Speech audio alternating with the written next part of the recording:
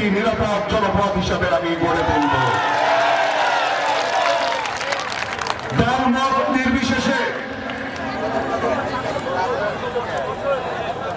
যোগ্যদের মেধার ভিত্তিতে বিনা ঘুষে সরকারি চাকরি দেওয়া হবে। চুয়াডাঙ্গাতে একটি পূর্ণাঙ্গ কৃষি বিশ্ববিদ্যালয় করার জন্য আমাদের প্রচেষ্টা থাকবে।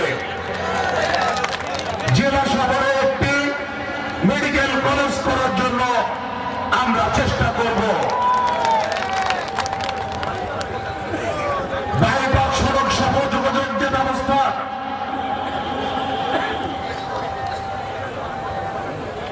করার জন্য আমরা ইতিমধ্যে আমাদের প্রায় 80% কাজ আমরা শেষ করে রেখেছি। বাকি কাজটুকু যদি আপনারা সাথে থাকেন তাহলে ইনশাআল্লাহ আমরা খুব দ্রুত শেষ করতে পারব।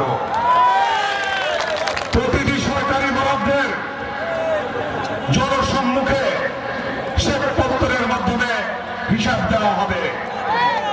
প্রতি 4 মাসে একবার করে গণশুনানি করে সেখানে আমি সরাসরি আপনাদের সমস্যা শুনে তাৎক্ষণিক সমস্যা সমাধান দিতে পারব।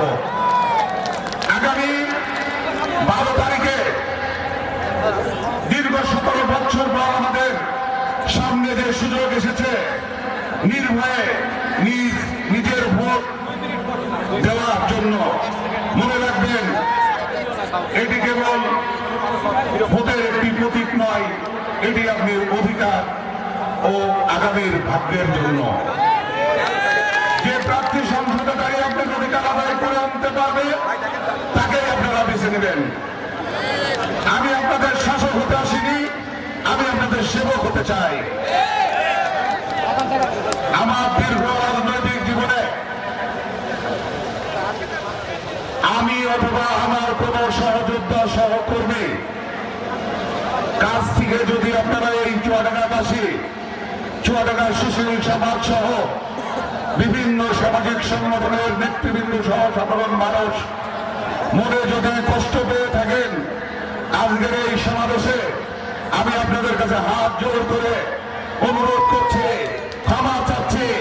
আপনারা সবকিছু ক্ষমা সুন্দর দৃষ্টিতে দেখে সমস্ত ভেদাভেদ ভুলে যে আসেন আমরা ঐক্যবদ্ধ হয়ে স্বাধীনতার পক্ষের শক্তিকে আমরা একত্র করে